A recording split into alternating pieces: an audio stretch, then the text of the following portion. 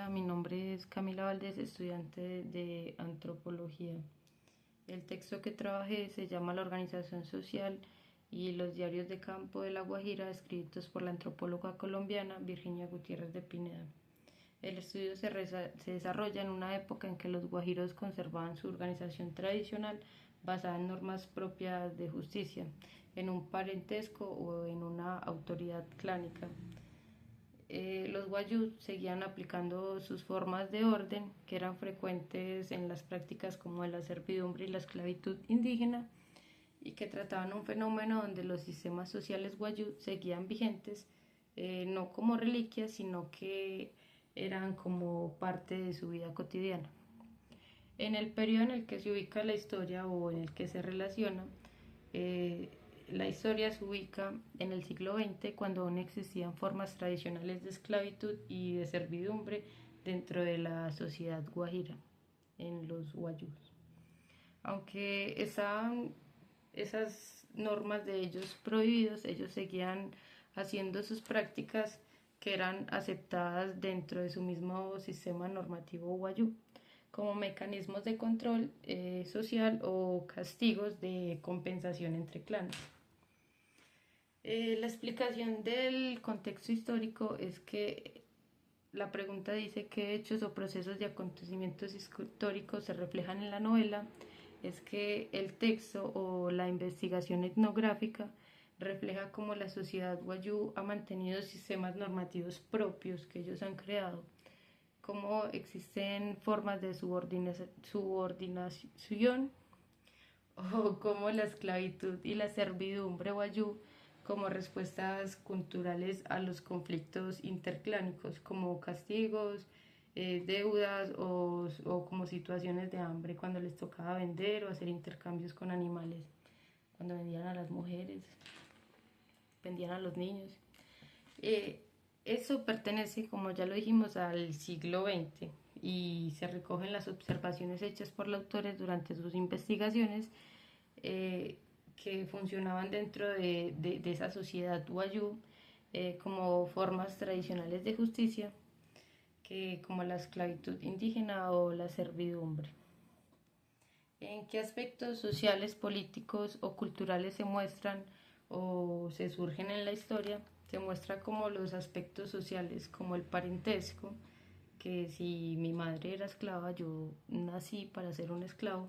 O sea, eran lineales o descendientes de lo que ya eran obligados al nacer, esclavos, si su madre era esclava.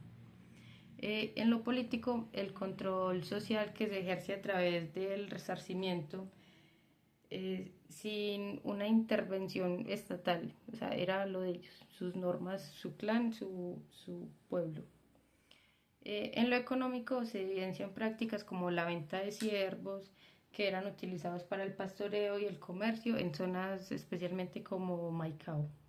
Y culturalmente se dio un sistema normativo propio donde la esclavitud y la servidumbre se entendían como unas respuestas legítimas a los conflictos, a las deudas o a la pobreza.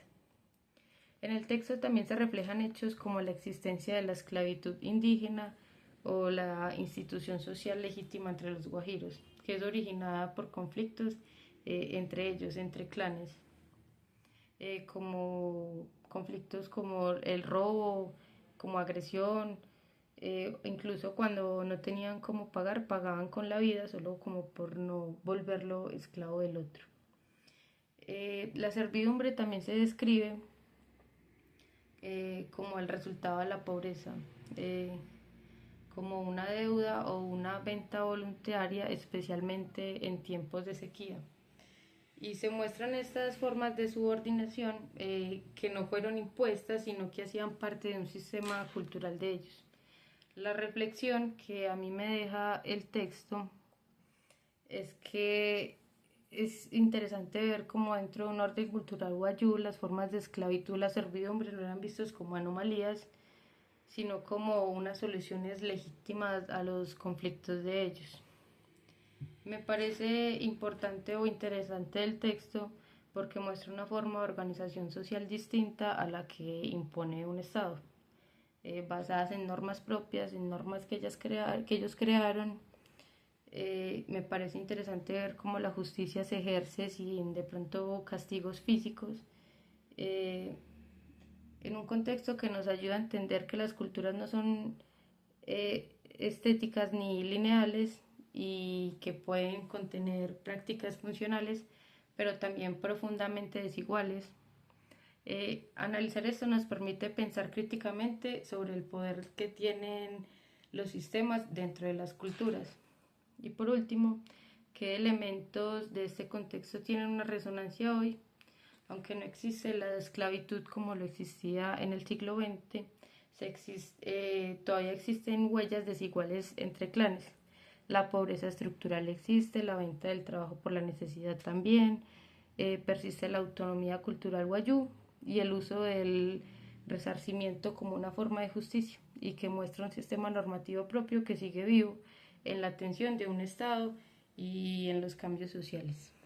Muchas gracias.